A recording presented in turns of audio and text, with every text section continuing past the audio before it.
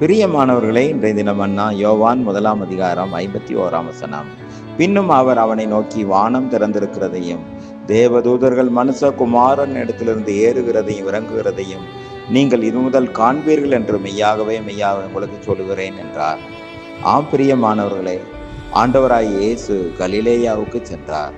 அப்பொழுது அவருடைய சீசர்களில் ஒருவராய் இருந்த பிலிப்பு என்பவர் நாத்தான்வேல் என்பவரை அழைத்து கொண்டு வந்தார்.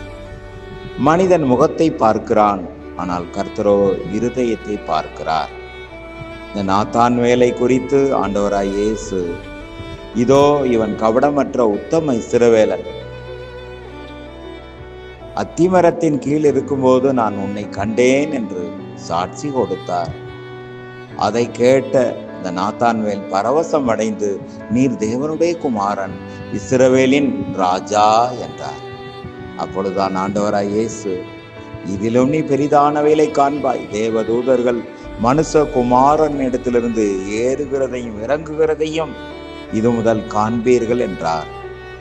ஆம், கர்த்தர் தம்முடையவர்களை அறிவார் என்பதும், கிறிஸ்துவின் நாமத்தை சொல்லுகிறவன் எவனும் அநியாயத்தை விட்டு விலகக் கடவன் என்பதும் அதற்கு முத்திரையாய் இருக்கிறது.